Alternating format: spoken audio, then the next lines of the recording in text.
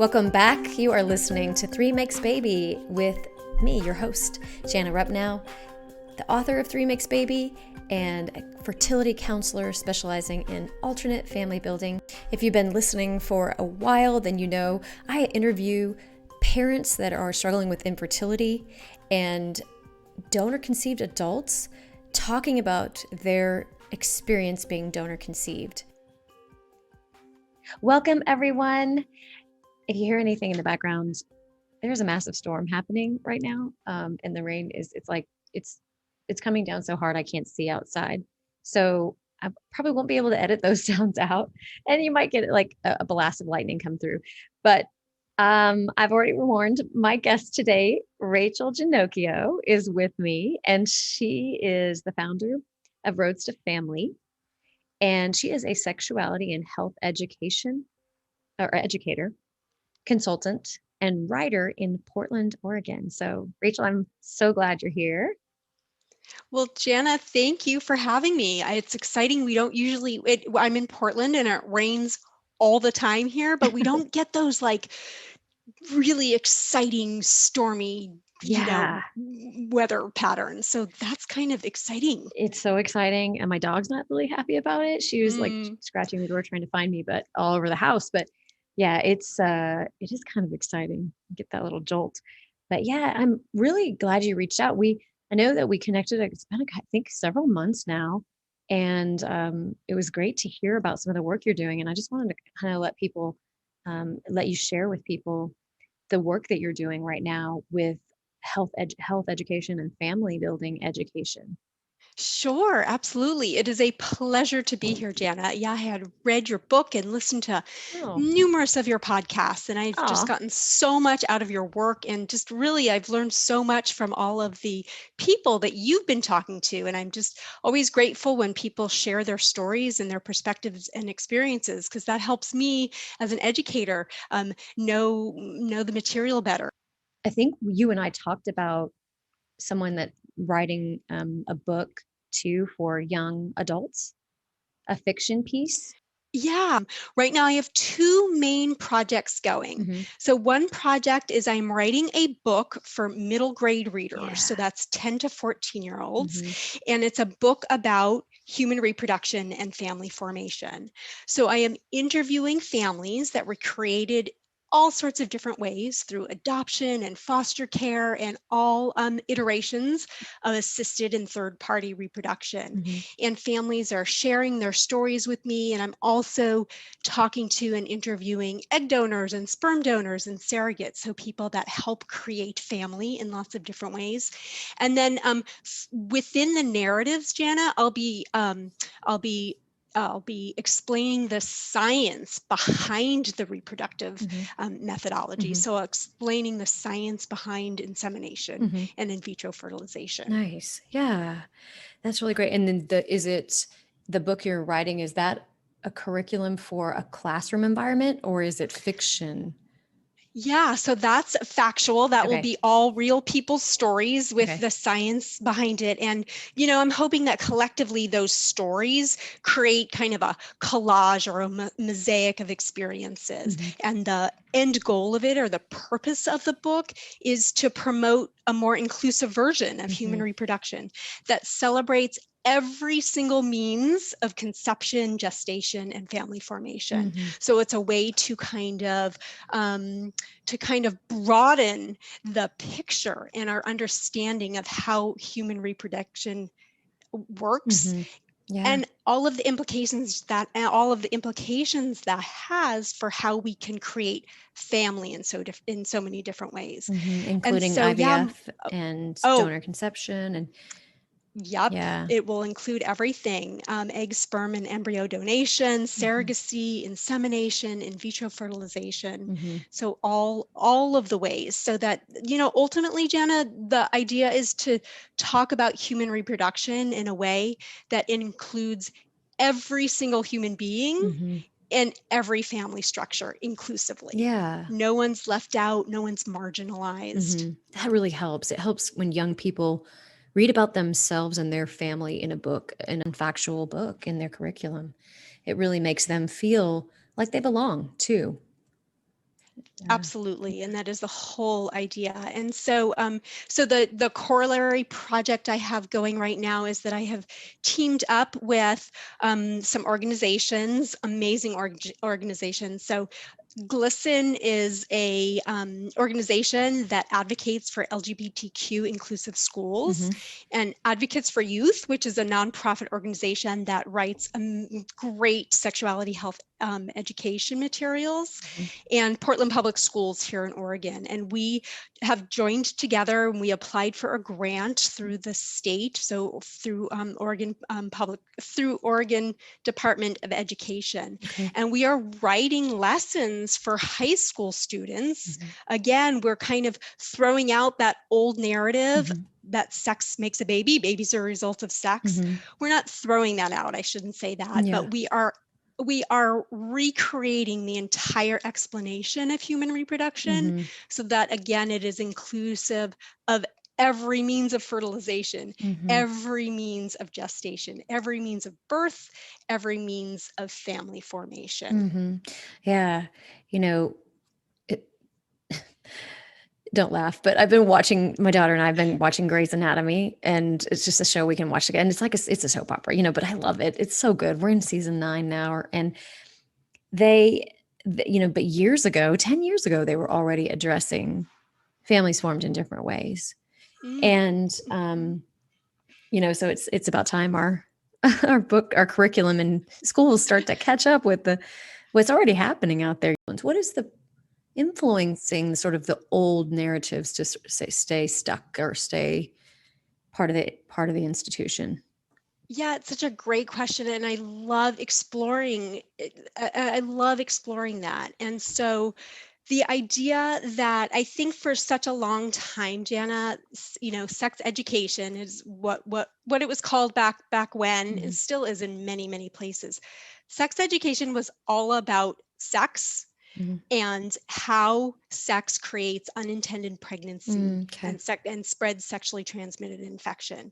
So we have been sort of stuck in this narrative that if you don't want to have a baby and you do not want to spread a sexually transmitted infection, you should not have sex.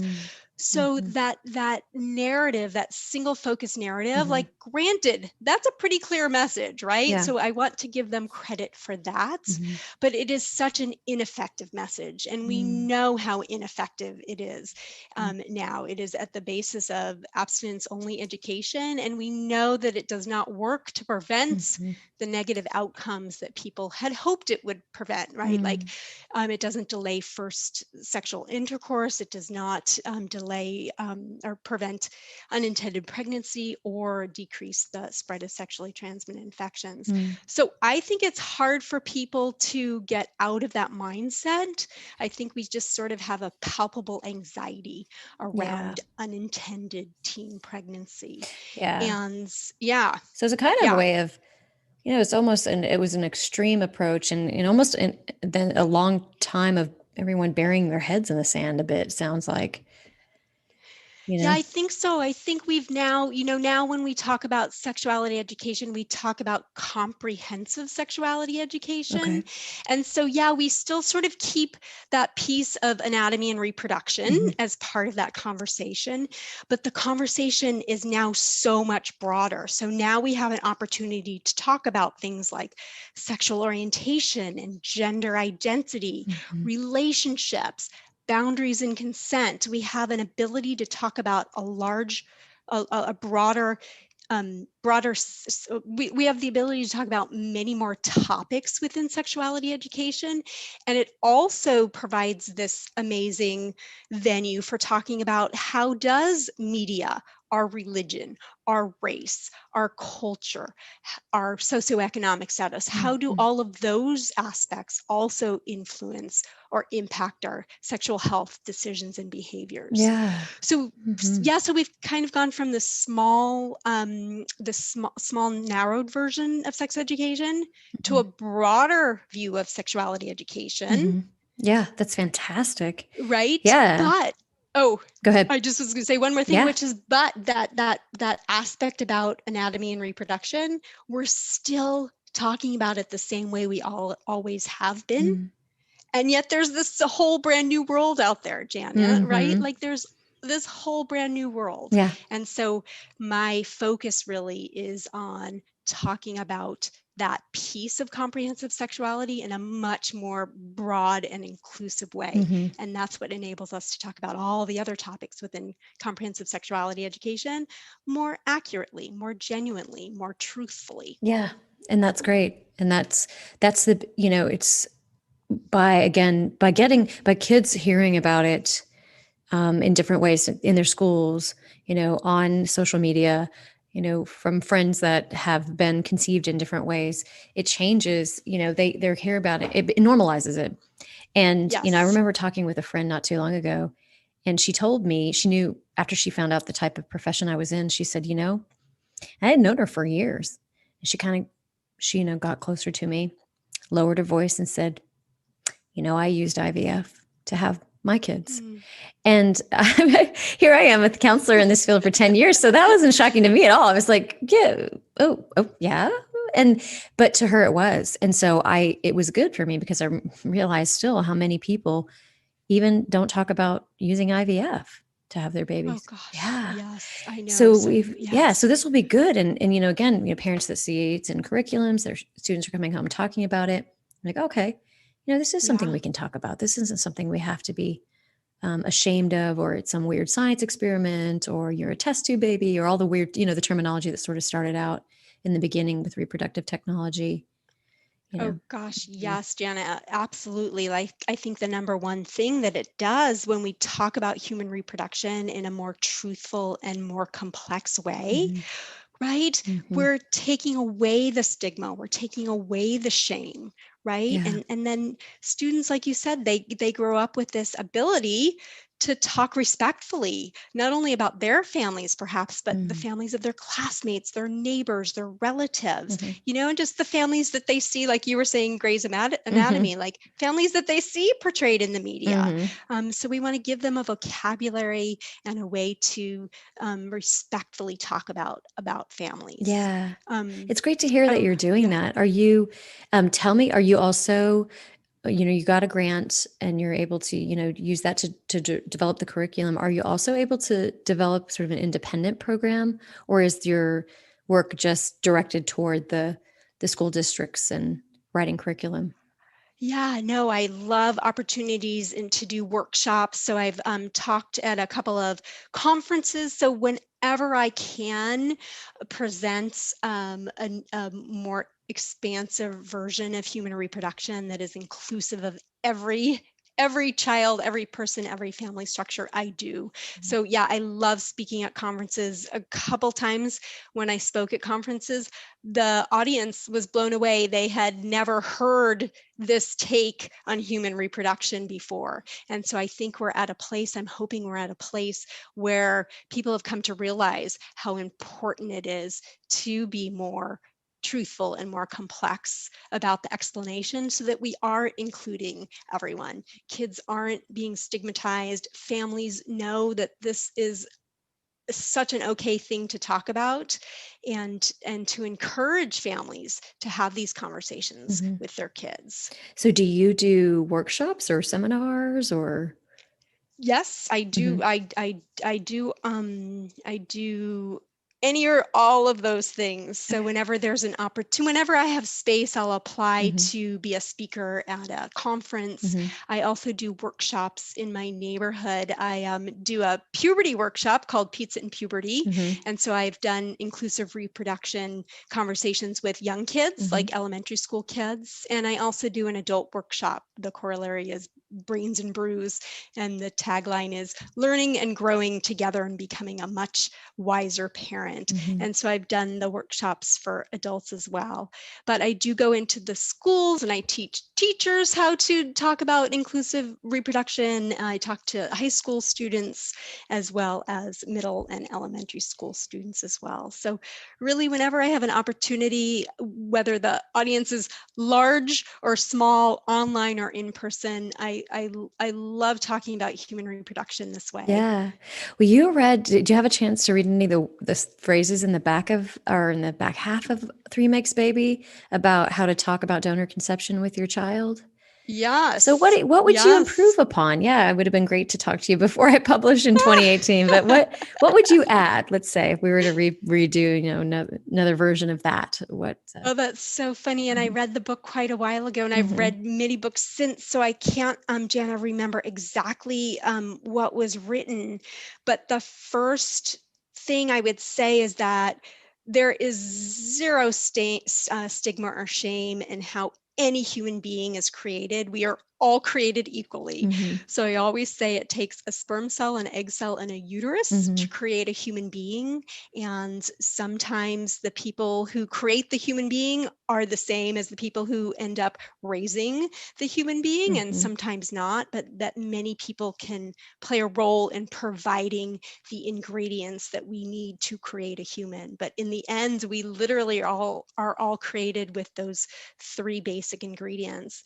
And if parents and caregivers, adults and teachers start with the conversation with the ingredients, they can then sort of layer on who provided those ingredients. Okay. And so you use the Yeah. word ingredients? Well, it depends The age? what age Okay. level. Yeah. Yeah, it depends what age I'm working on, but kids Sure. can really understand the idea of ingredients, Okay. Got it. whereas Got it. with older students, Yeah. I may or may not. Yeah. Yeah, and I know because there's a lot of sensitivity around language for within the donor conception community. The donor conceived adults do give us their feedback about what type of language feels right and what feels more dehumanizing. And Hmm. so, I think it's important to make that distinguish that.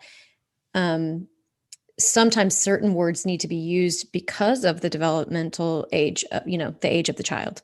And so sometimes you're not trying to, dehumanize or make it seem like they're less than by using a word, a certain word, but that you're just trying to meet the child where they're at. So I think those Hmm. are it's really important that we like talk about that and we make that clear to just to everyone that's in this field. For example, like donor conceived individuals, many of them do not like the word gift, that they were a Hmm. gift, and that makes sense. Hmm. Hmm. Um, Even the word donation feels kind of weird to them because it feels like I wasn't donated.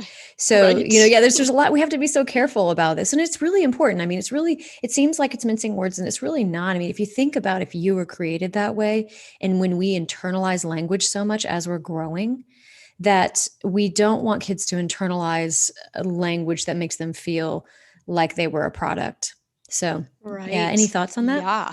Yeah, absolutely. Oh my gosh, I love the whole conversation around language and how language has evolved, and that my message to parents and teachers, caregivers is and the students themselves is that each family is going to have words that are right for their family, and so being really respectful and using words that families use for themselves is what is so important, and also understanding that words within families change over time as well. That's And true. so the message of when you are curious about someone's family, how do you ask in a way that keeps curiosity at the center, Mm-hmm. and so that we Yes. keep our judgment and we keep our assumptions in check Yes, and yes, figure yes. out how to ask respectfully. I Yeah, love that. I exactly. love that approach. Yes, keep curiosity at the center rather than judgment. And, even if it's new to you, we need to be able to give kids language that something to say back. Oftentimes when something's new to us, we don't know what to say. So we say something, maybe people say something they shouldn't, or they go, Right. really? Right. Oh my God. Or That's whoa, weird. that's Right. weird. Or, Yeah. they don't, especially middle schoolers. Oh boy, they're tough. But, what we can do is teach kids language when they're learning something new. Do you have any of that? Yes, I was Yeah. just when you were talking, I in my brain I was saying yes, yes, because I Good. was thinking that the burden of the explanation. So when we don't equip teachers to Hmm. talk inclusively, right, Hmm. then the burden lays on the students Hmm. that are kind of a result of, let's say, assisted reproduction, adoption, foster care.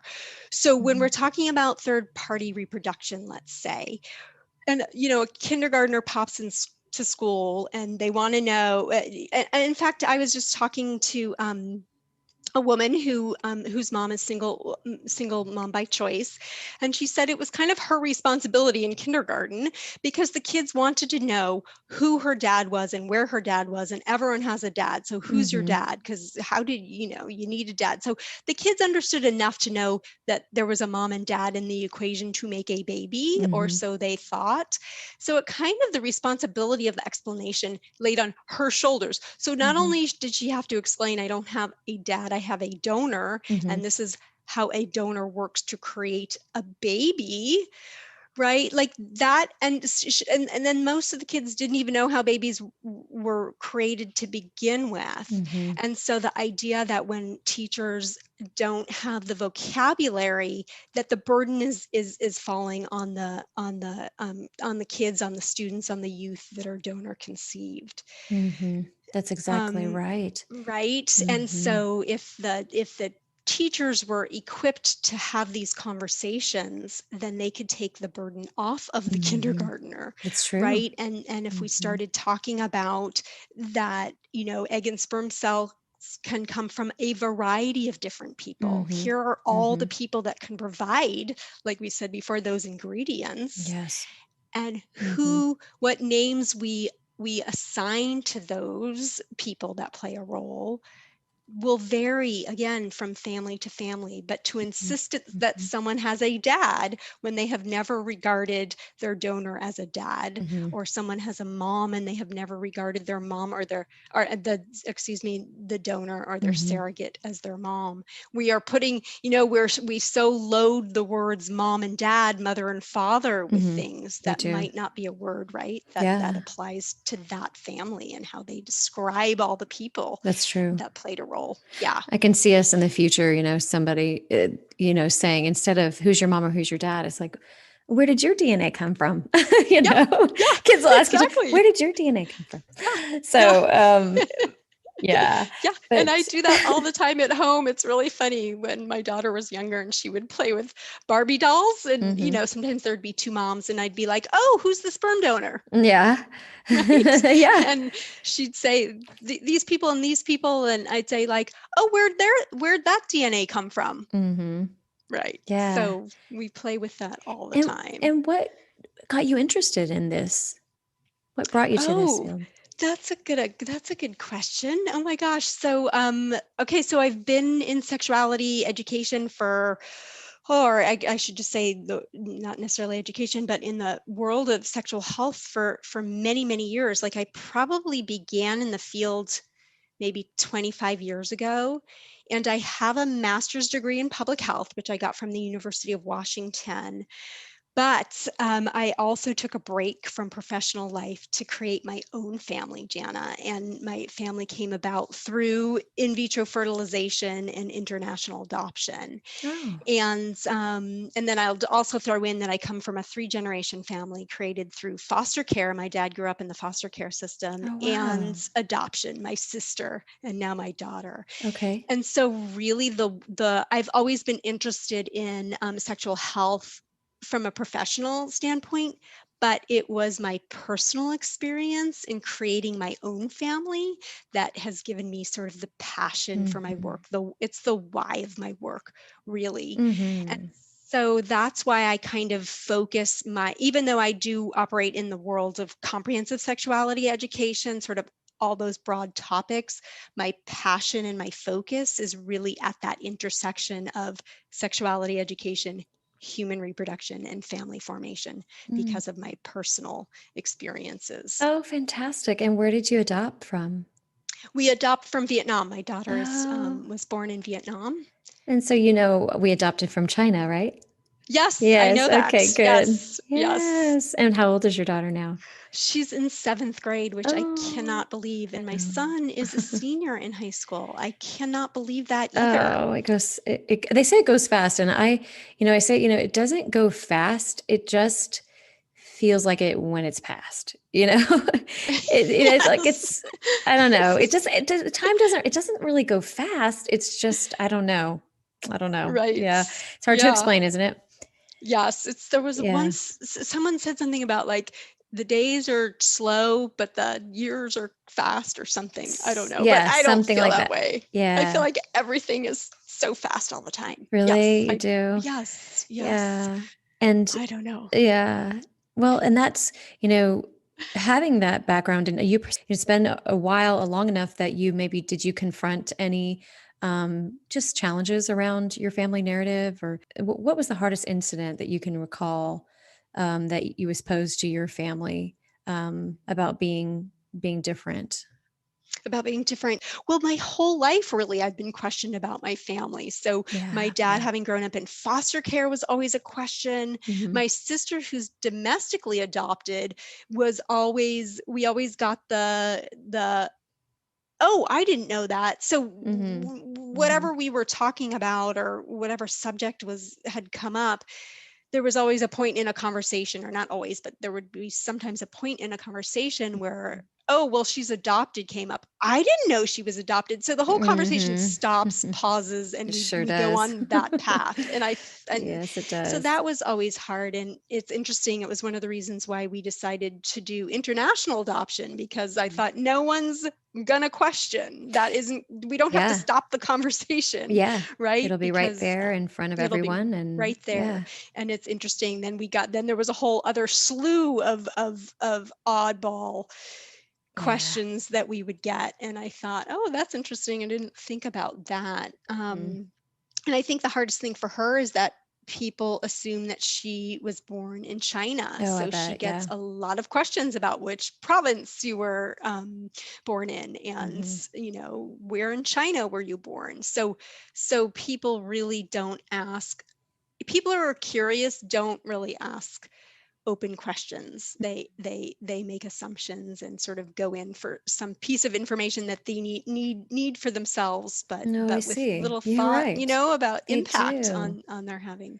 Yeah, if we're really curious, and we can pause for a second and teach our kids to pause for a second and think about, the other person, then you can teach them that they're to ask the question, and rather than assume. And yeah, that can go a long Yeah. way in making a kid feel okay about things, and even proud.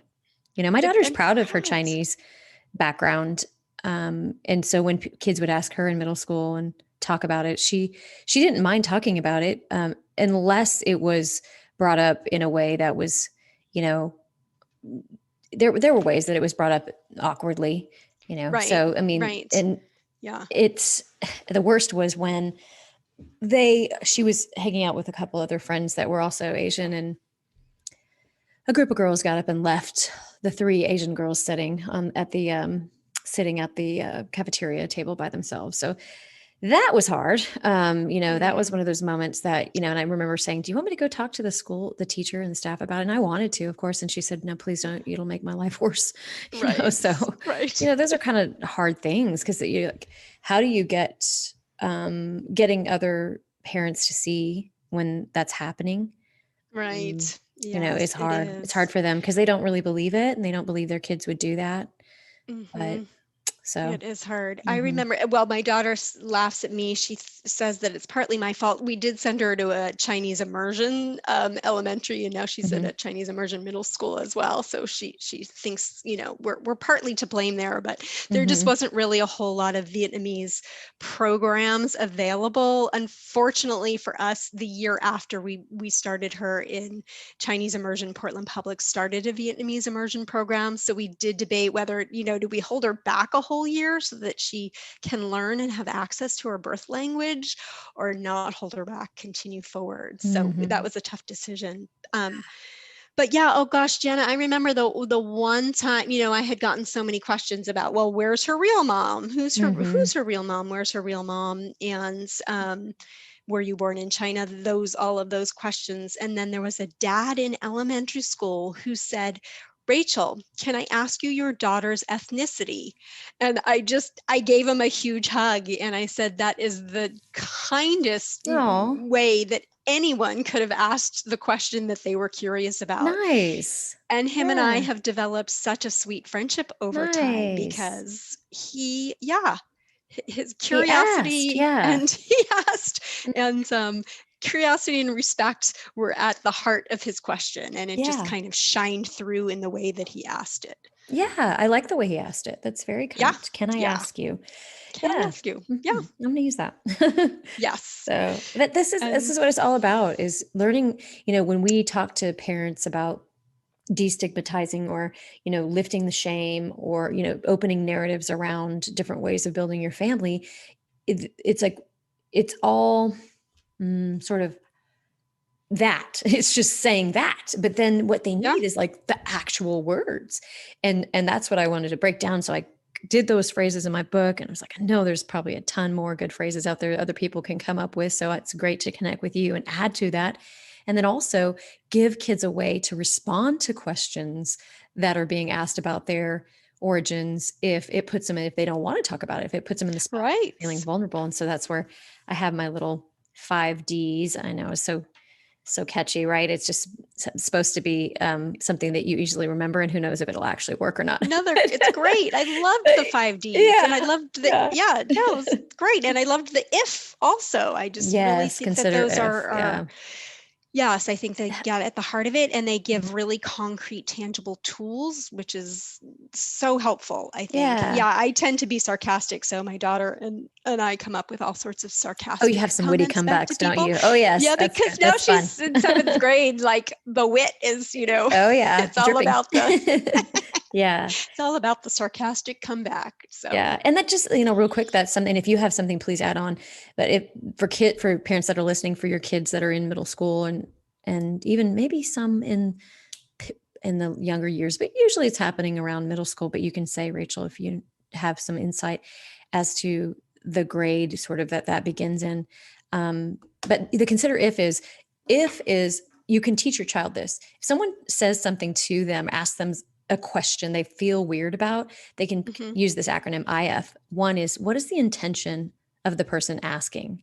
And you can usually tell by, just like that gentleman that said it to you in such a nice way, his intention was kind and curious. And then, or is someone coming at you and you can tell their intention isn't as pure, And so is there a whispering that you saw off in the corner, and then somebody sends a friend to be the inquisitor, So you want to know the intention. And if the intention isn't good, you don't have to answer. I mean, you don't have to answer anyway, but you certainly want to get out of that situation and not put yourself on the spot and set yourself up for a situation that's going to hurt. And then the F is, what feelings are coming up for you? So even if the question is very caring and kind, I've had so many people ask in a caring and kind way, but frankly, I just wasn't in a place that I felt like I wanted to talk about it.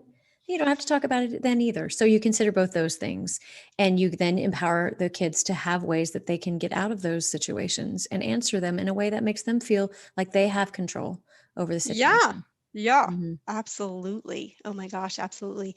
Yeah, I was just thinking of a kid in my daughter's elementary school who just he would come at her and other kids, and not specifically because of her adoption, but just would come at her and kids in ways that were really hard to handle. And so we would sometimes role play what a response could be. And in the end, we realized if she just looked at him and said, "Are you having a really bad day today? There you Do you go. need a hug?" Oh, That kind of halted him, wow. because it was a way of getting my daughter to realize that what Yeah. was coming from him was his bad feelings. Yes. Right. And that Yes. his bad feelings were so big and powerful that he dealt with them by trying to put them on, hot potato, you catch the bad feeling. Of course. Yes. Right. And Very so good. not even engaging in one iota of responding in Mm-hmm. any way, but just saying, "Hey, are you having a bad day, or did something happen? Do you want to talk about it? Hey, Mm-hmm. do you need a hug?" Wow. Right? Just sort Genius. of halting Uh-huh. That is halting genius it. and brilliant. So Yeah. So do you have a resource or a book or anything that parents could turn to if they want to help with wording, terminology, language, anything like Would that? love it. Oh my gosh, if there are any listeners that are interested, I'm still searching for some families to interview. I do have to look on my spreadsheet to see exactly who sort of whose narrative is missing from again that collage of experiences.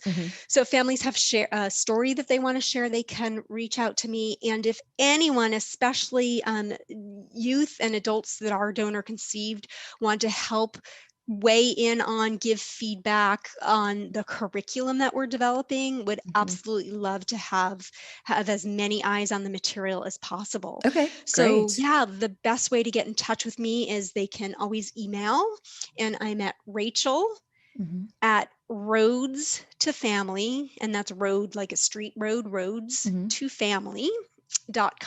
And then social media, I'm pretty new to social media, but I'm trying to learn the ropes. But I do have a Facebook and an Instagram account. I still don't Same know the name. ropes in social media. Oh my gosh. I have not cracked the code. Trust me. You are brilliant. I don't know from about my that. perspective. I'm like, wow. I don't know about that. It feels like it's always changing. So I don't know. But thank you. But yeah, that's great. And I think that I would love for the donor conceived population to get involved and they have some great insight to share. Great. And you're familiar with We Are Donor Conceived? Yes. Yes. And so Yes. they've just coming out with a new magazine. So that's going to be available. Can't wait to read that. Yeah.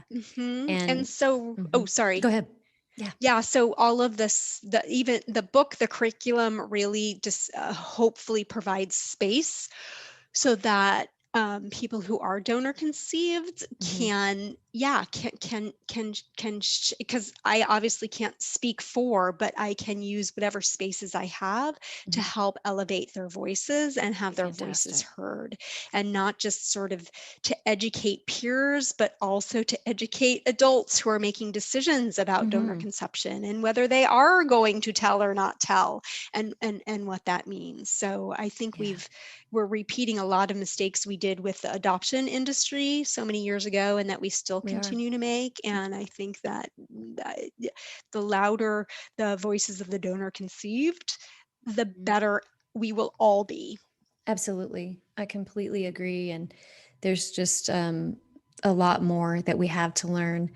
So yeah, the more we can listen to what they have to say and be open to it, even if it's hard to hear. For parents, I think I encourage you to work through that, get past that, because it will make you a better parent. I promise. Yeah, I promise it will. And your child, what we want to avoid, Rachel, and I know you're probably aware of this, is we want to avoid those really tough things that can happen in the teen years.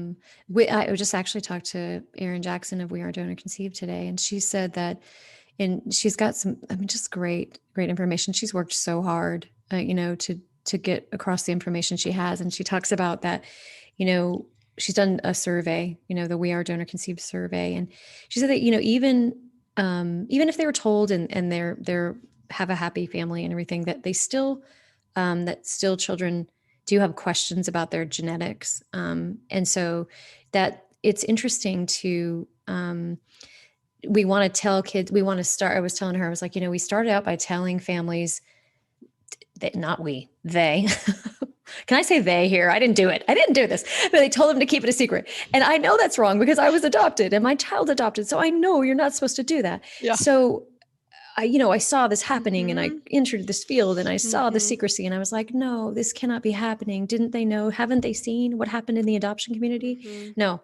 they haven't, or they're not looking. So of course, my work was about opening, encouraging people to open up.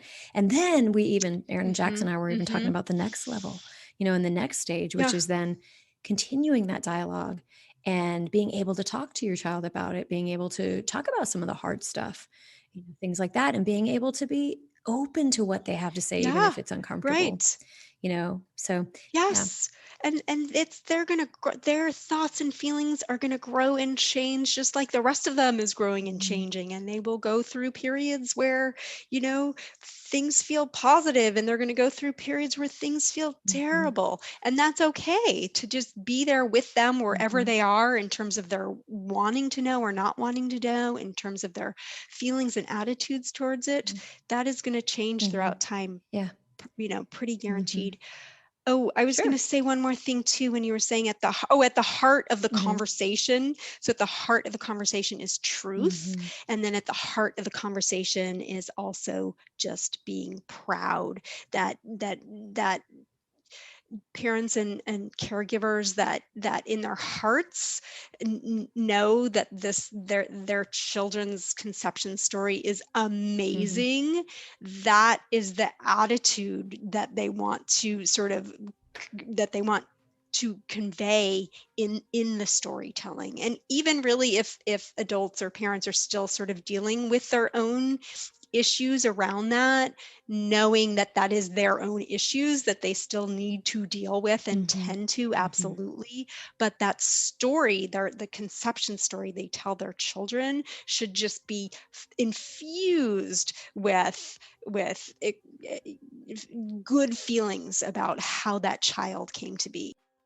And especially, early on. And I think then as the child grows, again, that language grows with them. So I always tell people, it's going to start out as you'll be able to start positive. They're little, it's simple. Life is a bit more simple. You can keep things pretty positive.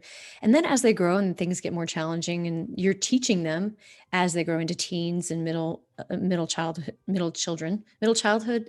Okay. That didn't make sense, but you know what I mean? So as they grow, we're having to give them new skills. So now we're going to say, okay, you know what, here's the positive side of the story. Now you're starting to express some of maybe the challenges of the story. Yes. Let's go there. Yeah, absolutely. Yes. I think she talks about, Erin Jackson talks about the perspectives of Gen Z donor conceived people. And then mostly sperm donation is what we're hearing from, because we don't have a lot of egg donation, but eventually we're going to hear from the egg donor conceived adults too. I think that's fantastic. Well, great. Thank you so much for everything today. Oh my gosh, Jana, thank you for this opportunity. Thank you for all the work you do, all the work that you do for the community. Yeah, just really appreciate you. Oh, I appreciate that. Thanks for being on today. Thanks for listening. If you would like to follow for more content, you can go to my Instagram and Facebook account at Jana Repnow LPC, or follow 3 Makes Baby on Instagram. You can get a copy of my book and the companion workbook to 3 Makes Baby on Amazon. The 3 Makes Baby audiobook. It is now in audio format on various platforms. If you like this podcast, be sure to like and subscribe. Have a great day.